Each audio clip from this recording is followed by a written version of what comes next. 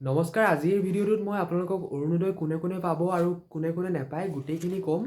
ডিটেইলছখিনি মই অলৰেডি প্ৰিণ্টকৈ লৈছোঁ আৰু আপোনালোকক মই এইখিনি পঢ়ি পেলাই বুজাই ক'ম যে ভালকৈ কোনে পাব আৰু কি ডকুমেণ্ট লাগিব। প্ৰথম কথাটো আপোনালোকৰ ৰেচন কাৰ্ড থকাটো বাঞ্ছনীয়। ৰেচন কাৰ্ড থাকিবই লাগিব। ৰেচন কাৰ্ডৰ লগত আপোনালোকৰ আধাৰ কাৰ্ড লিংক হৈ থাকিব লাগিব। দ্বিতীয় কথা হ'ল আপোনালোকৰ বেংক পাছবুক থকাটো দৰকাৰী, কাৰণ আপোনালোকৰ বেংকত টকা সোমাব, গতিকে বেংক পাছবুক তাত লাগিবই, ডিটেইলছ দিব। আৰু আপুনি অসমৰ স্থায়ী বাসিন্দা হ'ব লাগিব। এতিয়া আহোঁ ইয়াৰ বাহিৰে আৰু কি আপোনালোকৰ ক্ৰাইটেৰিয়া আছে, মানে গাইডলাইন আছে, যোগ্যতাৰ মাপকাঠি আছে, যিখিনি আপোনালোকৰ থাকিব লাগিব। প্ৰথম কথা, কোনে আবেদন কৰিব পাৰিব, এইখিনি মই অলপ পঢ়ি পেলাই আপোনাক কৈ দিছোঁ। চাওক, বিধৱা অথবা অবিবাহিত মহিলা যিগৰাকী বয়স 45 বছৰৰ ওপৰত হৈছে। বিধৱা হ'লে বয়সৰ কথা নাই, কিন্তু অবিবাহিত মহিলা যদি এপ্লাই কৰিব বিচাৰে 45 অৰ্থাৎ 45 বছৰৰ ওপৰৰ বয়সৰহে এপ্লাই কৰিব পাৰিব। আৰু বিবাহ বিচ্ছেদ হৈছে বা কোনোবা নিৰ্যাতিত মহিলা আছে কোনোবা, তেওঁ এপ্লাই কৰিব পাৰিব ইয়াৰ বাবে। দ্বিতীয়তে আহোঁ, তৃতীয় লিংগৰ যদি কোনোবা ব্যক্তি আছে, তেওঁ ইয়াৰ কাৰণে এপ্লাই কৰিব পাৰিব, তেওঁ আবেদন কৰাৰ বাবে যোগ্য। এতিয়া আহোঁ নেক্সট কোনে এপ্লাই কৰিব পাৰিব। দিব্যাংগ, যদি অৰ্থাৎ আপুনি দিব্যাংগ হয়, অৰ্থাৎ বিশেষভাৱে সক্ষম হয়, তেতিয়া আপুনি ইয়াৰ বাবে এপ্লাই কৰিবৰ যোগ্য হয়। এতিয়া আহোঁ 4 নম্বৰ, চৰকাৰী পঞ্জীকৃত অনুষ্ঠান অৰ্থাৎ কিছুমান ছ'চাইটি থাকে, চাব, বৃদ্ধাশ্ৰম থাকে। বৃদ্ধাশ্ৰমত থকা যদি আপুনি মানুহ হয়, তেনেহ'লে আপুনিও কৰিব পাৰিব এই অৰুণোদয়ৰ বাবে এপ্লাই। এতিয়া আহোঁ 5 নম্বৰ পইণ্টলৈ। মহিলা সদস্য পৰিচালিত পৰিয়াল, য'ত উপাৰ্জনকাৰী সদস্যসকল হয় দিব্যাংগ বা বয়সস্থ হয় 60 বছৰ উৰ্ধৰ। অৰ্থাৎ যদি আপুনি এগৰাকী এনেকুৱা এটা পৰিয়ালৰ মূল মহিলা হয়, মানে আপুনিয়ে গোটেই পৰিয়ালটো চলাই আছে আৰু পৰিয়ালৰ মানুহখিনি দিব্যাংগ বা 60 বছৰৰ ওপৰৰ বয়সৰ হয়, বয়সস্থ হয়, তেনেহ'লে আপুনিও আবেদন কৰাৰ বাবে যোগ্য হ'ব।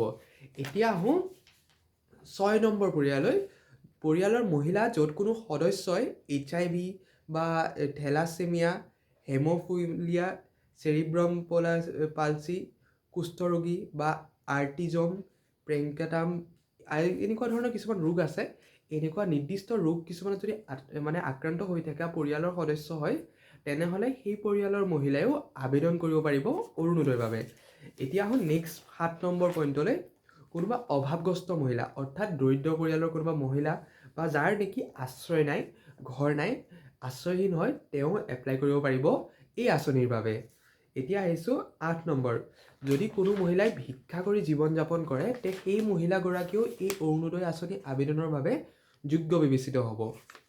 এতিয়া আহিছোঁ 9 নম্বৰ, অন্তদয়া অন্ন যোজনাৰ হিতাধিকাৰী মহিলা, অৰ্থাৎ আপোনালোকে যদি চৰকাৰৰ যি ৰেচন কাৰ্ড আছে নহয়, চাউল পাই আছে, অন্তদয়া চাউল যিটো পায়, অন্তদয়া আঁচনিৰ অধীনত যিখিনি আছে, তেনেকুৱা আঁচনি পাই থকা মহিলা যদি কোনোবা আছে, তেতিয়া এপ্লাই কৰিব পাৰিব তেওঁ অৰুণোদয়ৰ কাৰণে।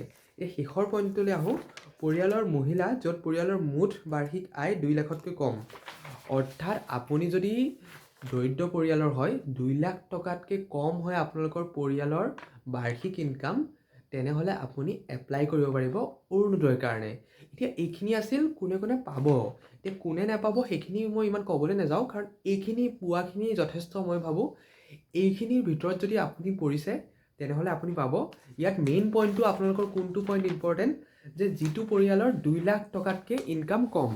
অৰ্থাৎ আমাৰ যিখিনি নৰ্মেল পৰিয়াল থাকে, 2 লাখ টকাতকৈ ইনকাম কম থাকে, সেইখিনি কৰিব পাৰিব। এই পইণ্টটোৰ অধীনত আপোনালোকে এপ্লাই কৰিব পাৰিব অৰুণোদয়ত। অৰ্থাৎ আমাৰ মধ্যবিত্ত যিখিনি আছে, প্ৰায়খিনিৰে পৰিয়ালৰ ইনকাম প্ৰায় 2 লাখতকৈ কমেই হয়, তো এইখিনিয়ে এপ্লাই কৰিব পাৰিব অৰুণোদয়ৰ বাবে।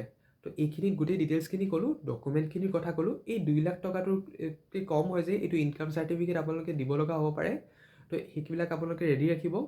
এইখিনিয়ে আছিল, আৰু বাকী কেনেকৈ ফিল আপ কৰিব লাগে সেইটো মই পিছৰ ভিডিঅ'ত আপোনালোকক জনাম। ধন্যবাদ।